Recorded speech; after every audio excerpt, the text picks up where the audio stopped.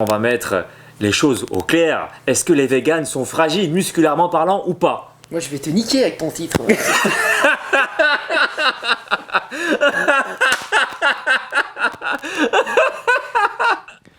Salut mes sportifs et bienvenue sur ma chaîne Alex Levent. Aujourd'hui je suis une nouvelle fois accompagné de mon ami Blouson au sommet. Tout à fait. Je commence à perdre mon naturel parce que ça fait 2 fois qu'on fait les scènes et tout. Bonjour les mecs, ça va?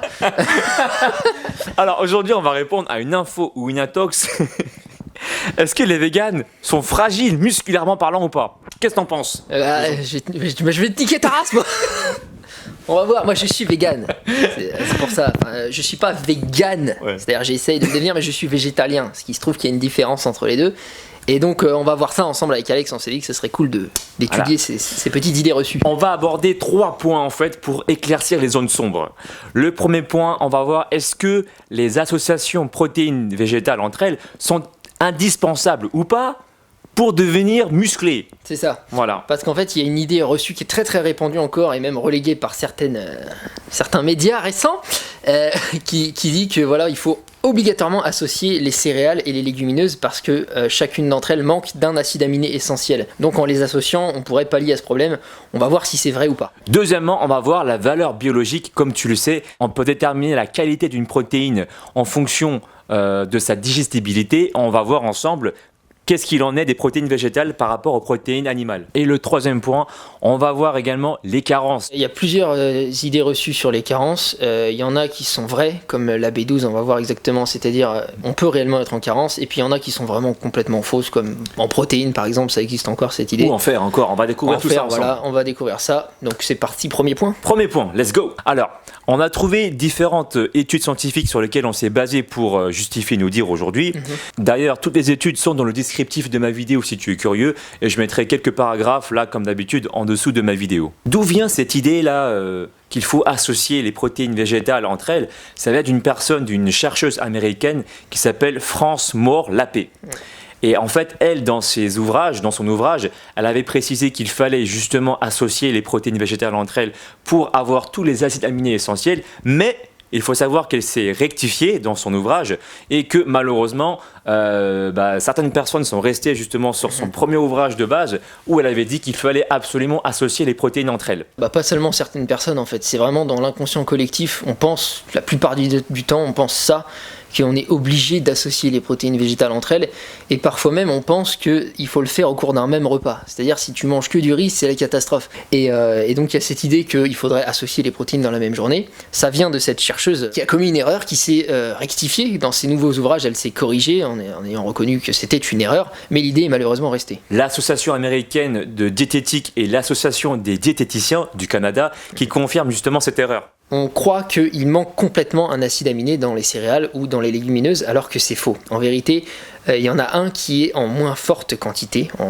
parfois même en vraiment moins forte quantité, mais il est quand même présent. C'est pas comme s'il y en avait 0, tu vois. C'est impossible d'être carencé en cet acide aminé, puisque même s'il est en plus faible quantité, il est là. On va manger aussi une excellente source de protéines végétaliennes qui est du tofu, le soja, et avec tout ça, l'acide aminé qui manque, soi-disant, dans les légumineuses ou dans les céréales, va être largement couvert. C'est absolument impossible d'avoir une carence en cet acide aminé manquant. On voit bien que dans le riz, il y a la présence de ces 8 acides aminés essentiels. Isoleucine, leucine, lysine, méthionine, phénylalanine, thréonine, tryptophane et la valine. Mais à différentes proportions. On a sorti également un tableau qui te montre les besoins en termes de milligrammes pour un adulte de 70 kg. Et ben, il s'avère que si tu consommes, un exemple, comme un autre, du soja ou du tempeh, ça s'appelle comme ça. Tu as des chiffres plus importants en milligrammes de la plupart des acides aminés que dans le poulet. On dit ça à titre de comparaison, on n'est pas en train de faire un concours de bits, mais c'est juste pour casser un peu quelques idées reçues simplement. Et ce qu'on disait sur le soja, sur le taux de milligrammes de chaque acide aminé, c'est en plus sur le tableau qu'on a devant nos yeux là, c'est pour 100 grammes. Et c'est très facile dans ta journée en tant que végétalien de manger 150 grammes, voire 200 grammes d'un bloc de tofu, de soja, et là tu peux monter facilement jusqu'à 300 grammes par jour. Ouais, voilà. Et facilement. Donc là tu dépasses du double ou du triple des besoins nécessaires vitaux en milligrammes de chaque acide aminé. Donc t'es vraiment très tranquille sans avoir besoin de réfléchir à grand chose en fait. Au-delà des besoins vitaux, tu peux même construire du muscle, disons-le concrètement. Là, moi je suis vegan, tu vois, et voilà, sans prétention aucune, je pense être musclé, plus ou moins. Il est pas maigre en tout cas, ça va, c'est sûr. Donc il n'y a pas de souci, ça marche, je suis pas le seul, il y a des bodybuilders vegan, il y a des grands sportifs vegan, donc voilà, le mythe du on est faible, c'est clairement, faut que ça passe derrière nous tout ça quoi. On est d'accord. Deuxième thème de la vidéo, la valeur biologique. La valeur biologique, et on a cette idée, donc je ne dis pas idée reçue cette fois, que les protéines végétales, enfin les sources de protéines végétales, ont une moins bonne valeur biologique que les sources de protéines animales, comme les œufs par exemple, qui ont une valeur biologique à 100. Ça va servir de référence pour déterminer la qualité de la protéine et de sa digestibilité. C'est ça. Et il se trouve qu'on entend souvent que les protéines végétales ont une moins bonne valeur biologique, ce qui est vrai, c'est tout à fait vrai. Après, j'aimerais nuancer ce truc-là, évidemment, parce que pour prendre l'exemple de l'autre tableau qu'on a, que tu vas mettre là, oui, ça s'affiche ici, là. Voilà. On voit que l'œuf est excellent, il a une valeur biologique à 100, tandis que par exemple notre source très fréquente en tant que végétalien qui va être le soja, ou le tofu, quoi, va être qu'à 74, il me semble, c'est ça. C'est ça. Il faudra peut-être en manger un peu plus pour tu vas moins assimiler. Voilà, pour obtenir les mêmes résultats en termes d'assimilation dans le corps. Mais si tu en manges plus, du coup, tu vas pallier, entre autres, à ce problème en fait. C'est ça. Après, moi j'aimerais ajouter à ça le fait que parfois quelque chose est moins bien sans que ce soit grave. C'est-à-dire qu'on peut tout à fait s'en contenter. Moi j'arrive à construire du muscle malgré ce petit souci, cette légère infériorité de la valeur biologique. À noter que l'œuf a beau être au top, il y a des viandes qui ne sont pas au top, comme le bœuf c'est à 80, donc on est très proche en fait de la valeur biologique du soja. C'est comme si on disait que l'exercice de squat était indispensable pour avoir des grosses cuisses et un fessier bien galbé. Si par exemple tu as des problèmes anatomiques, tu as des problèmes de genoux ou quoi que ce soit, de faire d'autres exercices afin de pallier à ce problème-là et d'avoir tout aussi bien des cuisses et des fessiers en béton qu'une personne qui fait du squat. C'est ça, en fait le fait qu'il y ait quelque chose d'optimal quelque part, ça veut pas dire qu'on peut pas s'en sortir avec quelque chose de moins optimal autre part. Voilà. Et puis la personne qui fait du squat une fois par semaine aura tendance à avoir moins de résultats qu'une personne qui s'entraîne plus régulièrement avec des fentes ou un autre exercice, mais voilà, qui garde une régularité.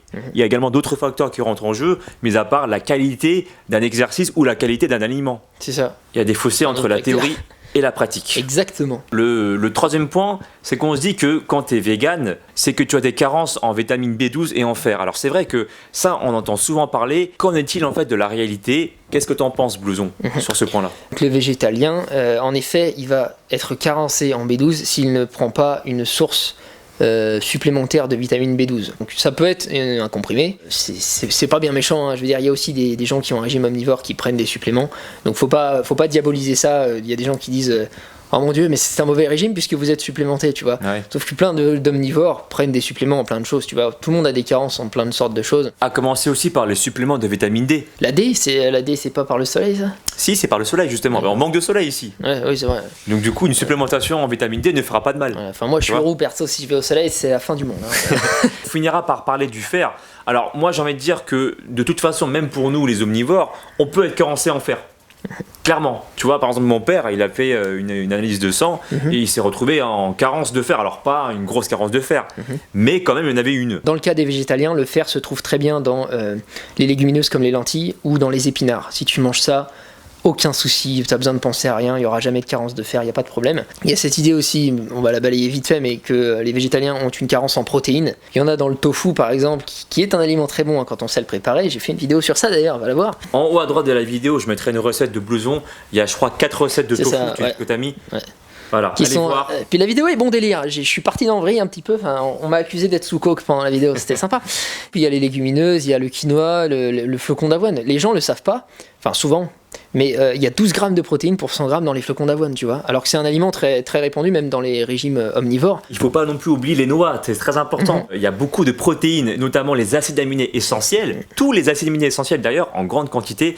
Si tu prends une poignée de 30 grammes à 40 grammes, voilà, ça, c'est une proportion qui est tout à fait correcte. Et quand tu es végétalien, généralement, tu découvres d'autres sortes de noix, des graines et tout. Moi, par exemple, je consomme pas mal de graines de chia, des noix de cajou, des amandes qui sont très, très riches en protéines. Forcément, quand tu enlèves une part de ton alimentation, la viande et tout ça, bon bah tu t'ouvres à d'autres choses, donc tu découvres plein d'autres trucs. Il y a les noix, mais il y a d'autres oléagineux qui ont des répartitions différentes en acides aminés, donc comme toujours, si tu varies, il n'y aura pas de problème. C'est toujours intéressant de varier les sources de protéines. Tu peux tout à fait avoir un tiers de tes protéines de ta journée qui sont d'origine animale et le reste avec les légumes, les légumineuses. Et je pense que tu auras même des meilleurs gains musculaires parce que tu auras un corps qui fonctionne mieux avec toute cette variété de protéines et d'acides aminés. On te laisse t'exprimer dans la barre des commentaires si tu as des questions. Et Blouson, moi, on te dit à très bientôt. À bientôt, salut! Ciao, ciao!